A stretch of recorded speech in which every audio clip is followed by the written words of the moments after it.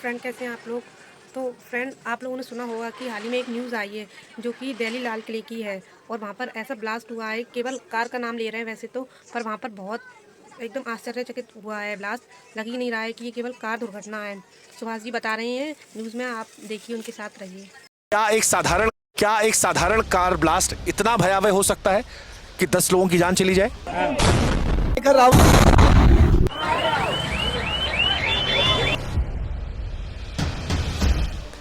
या इसमें वो आतंकी कनेक्शन है, इस गाड़ी का आतंकी कनेक्शन है, उस नदीम का आतंकी कनेक्शन है, उस सलमान का आतंकी कनेक्शन है, उस डॉक्टर का आतंकी कनेक्शन है। एक इंसान जो कभी जिंदा था, जिसके सीने में धड़कन थी, जो कभी सांसें ले रहा था, अब वो सिर्फ मांस के टुकड़ों में रहकर रह गया है। हम जिधर जा रहे हैं उधर कुछ ना कुछ तस्वीर ऐसी आ रही है जो दिल को झकझोर देने वाली है। और बार बार ये तस्वीरें जब हम देखते हैं, ये टुकड़े हम देखते हैं, तो मन में ये सवाल आता है, क्या ये सिर्फ एक साधारण कार दुर्घटना थी? लाल किले को इसलिए चुना गया क्योंकि लाल किला एक ऐसी जगह है जहां पर भीड़ भाड़ ज्यादा होती है। क्या ये फिदाइन हमला था जिसमें अंदर बैठे हुए लोगों ने खुद को उड़ा लिया, या फिर ये उस इजरायली एम्बेसी के बाहर जो घटना हुई थी जिसमें बम लगा दिया गया था, उस मॉडल पर घटित हुई घटना थी? 9 डॉग मारे गए हैं। अंदर बोला गया था कि 5 डॉग हैं। अभी क्या है ना, इंसान को ले गए, उनका ट्रीटमेंट हो जाएगा, बट डॉग छुप जाएंगे। यहाँ 10 लोग मरे, 2 मिनट आपने बात नहीं करी, आपने कुत्ते बिल्लियों की बात कर ली। आप लोग 150 करोड़ में 50 करोड़ बेवकूफ का ध्यान आप लोग रखो और सरकार सबका ध्यान रखे। बेवकूफ लोग। लाल किले के सामने हुई घटना ने पूरे देश को झकझोर कर रख दिया है। यह सवाल अभी भी सबके मन में है कि वो घटना आतंकवादी घटना है या फिर एक दुर्भाग्यपूर्ण कार की दुर्घटना। लेकिन इस दुर्घटना में जो तस्वीरें आई वो आपको अंदर तक झकझोर सकती हैं। अगर आप कमजोर दिल वाले हैं तो हमारी आपसे गुजारिश है कि जो तस्वीर हम आपको दिखाने जा रहे हैं उसे आप मत देखिएगा। यहां पर देखिए, ये जो हिस्सा आपको नजर आ रहा है ये किसी इंसान का जिस्म है। कुछ घंटों पहले कोई इंसान जो जिंदा रहा होगा उसका हिस्सा है जो इस तार दुर्घटना में शिकार हुआ। दरअसल जिस जगह पर हम खड़े हैं यहां से 300 मीटर दूर तकरीबन गेट नंबर 1 है पीछे, वहां पर कार दुर्घटना होती है। उसके बाद चीथड़े जो हैं वो उड़ने लगते हैं। ये दुर्घटना कितनी भयावह थी इसका अंदाजा आप इस बात से लगा सकते हैं कि लोगों के मांस के टुकड़े 300 मीटर दूर आकर टिके हैं। और ये सिर्फ एक इकलौता हिस्सा नहीं है। प्रत्यक्षदर्शी कहते हैं कि यहां पर बहुत सारे मांस के टुकड़े मौजूद थे जो बाद में हटा दिए गए। कई और तस्वीरें ऐसी हैं जो आपको हिला कर रख देंगे। जैसे यहां पर एक हिस्सा देखिए, किसी शख्स की उंगली है, और ये तस्वीरें विचलित करने वाली हैं। ये तस्वीरें आपको परेशान करने वाली हैं। ये परेशान इसलिए भी करने वाली हैं क्योंकि कोई शख्स कभी जिंदा रहा होगा, इनमें सांस रही होगी, पर अब ये मांस का टुकड़ा बन चुका है। दिल्ली की ये घटना हर किसी को झकझोर रही है। अब तक स्पष्ट नहीं हो पाया है कि ये आतंकवादी घटना है या फिर ये घटना जो है एक हादसा है। लेकिन जिस तरह की तस्वीरें आई हैं, जैसे मैं आपको दिखाता हूं, 300 मीटर दूर से गाड़ी का एक हिस्सा जो है वो टूटकर यहां पर आता है। वो देखिए आप, ये गाड़ी का हिस्सा है जो हम आपको दिखा रहे हैं।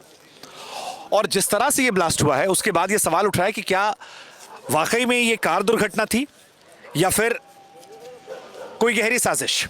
क्योंकि देश भर में जिस तरह से आतंकी मॉड्यूल निकलकर सामने आ रहे हैं, जिस तरह से लोगों की गिरफ्तारियां हो रही हैं, जिस तरह से एक के बाद एक आतंकवादी कनेक्शन बताए जा रहे हैं, उसके बाद मन में कहीं ना कहीं संदेह जरूर होता है।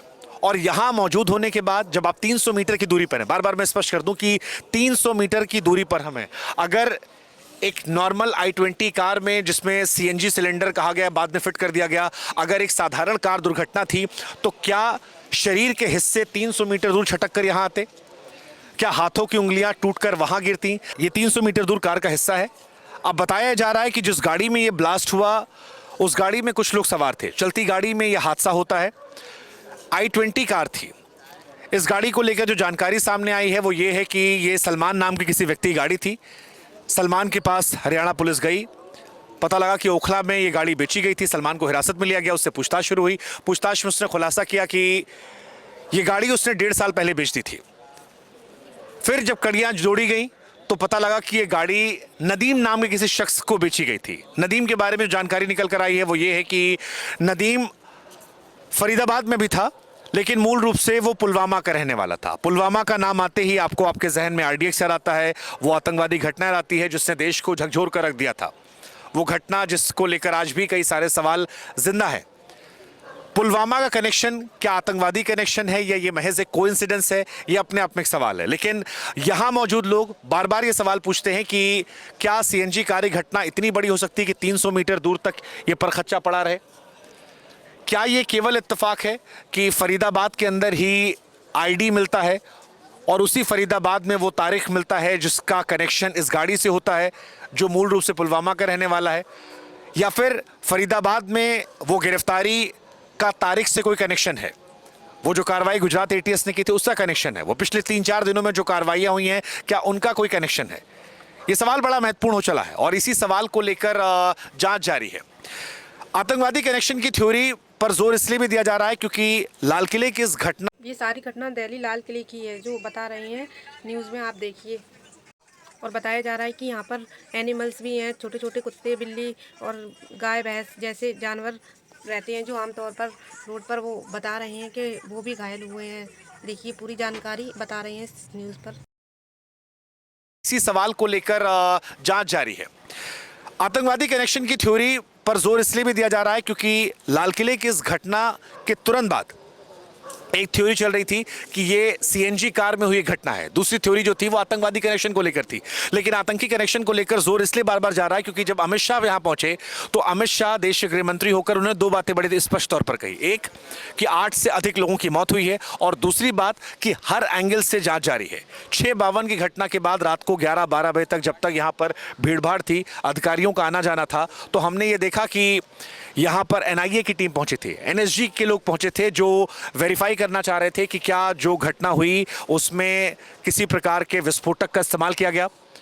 यहाँ पर यूपी एटीएस का पहुंचना आतंकवादी कनेक्शन को लेकर और जोर दे रहा था। हरियाणा पुलिस जो है वो यहाँ पहुंची थी, दिल्ली पुलिस यहाँ पहले से मौजूद है। और अगर अभी भी दिखाएं हम आपको, इस वक्त रात के, अगर मैं अपने मोबाइल फ़ोन में देखूं, रात के 1:51 हो रहे हैं और अभी भी यहाँ पर आपको तमाम जाँच एजेंसियों के लोग जो हैं वो नज़र आ रहे हैं। सिर्फ 300 मीटर दूरी पर ही ये घटना घटित हुई थी और उसके बाद अभी भी रात को वो लोग यहाँ मौजूद हैं। क्या एक साधारण कार ब्लास्ट इतना भयावह हो सकता है कि 10 लोगों की जान चली जाए, या इसमें वो आतंकी कनेक्शन है, इस गाड़ी का आतंकी कनेक्शन है, उस नदीम का आतंकी कनेक्शन है, उस सलमान का आतंकी कनेक्शन है, उस डॉक्टर का आतंकी कनेक्शन है? क्या ये सारी घटनाएं आपस में जुड़ी हैं? ये बहुत सारे सवाल है। एक थ्योरी जो इससे घटनाओं कवर करने वाले पत्रकारों की तरफ से है वो ये है कि इस रैकेट का भांडाफोड़ हो गया था। कश्मीर से लेकर फरीदाबाद तक एक के बाद एक कार्रवाई हो रही थी, इसलिए आनन फानन में इस घटना को अंजाम दिया गया।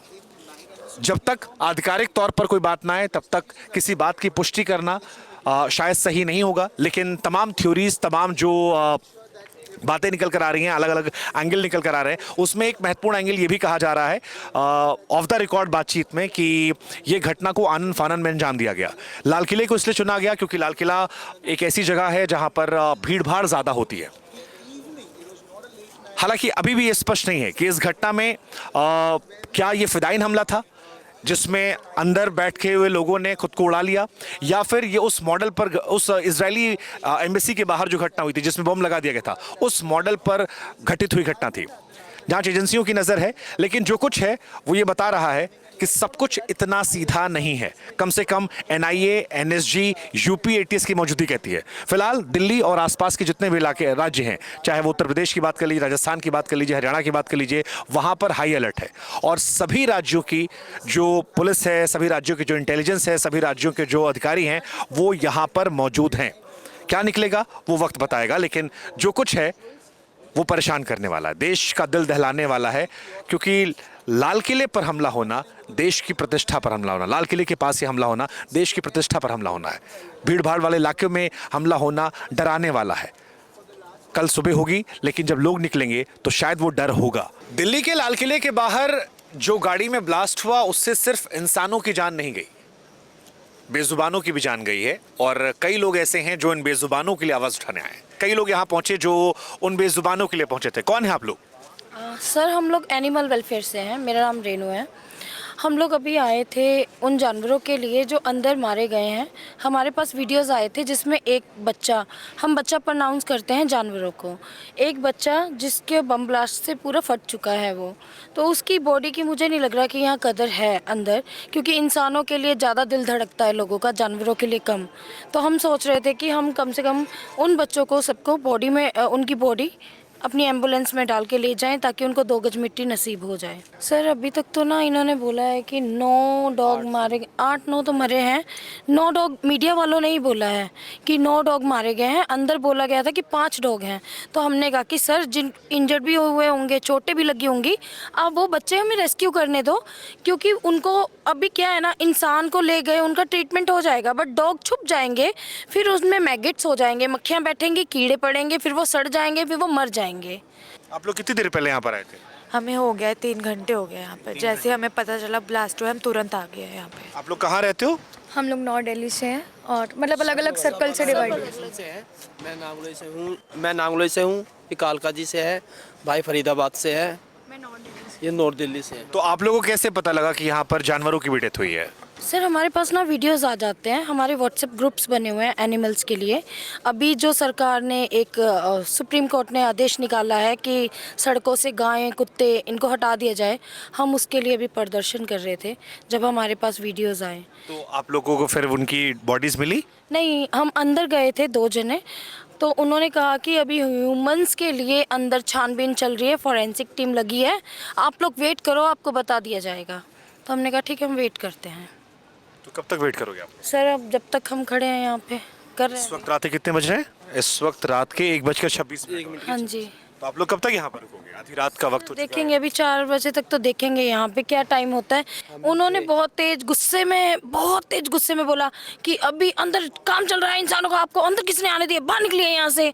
तो हमने उनको समझाया कि हम मेनका गांधी मैम की टीम से, मैं PFA से हूँ, आप ऐसे मत कीजिए प्लीज़।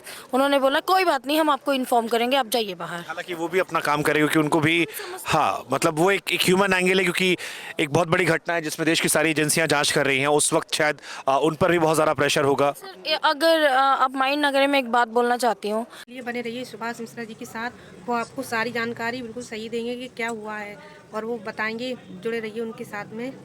और जो भी दिल्ली के आसपास ऐसा हो, लाल किला के पास, तो आप लोग मदद कीजिए एक दूसरे की। वहाँ पर तो बहुत ही लोग घायल हुए हैं, सच में बहुत बुरा हुआ। भगवान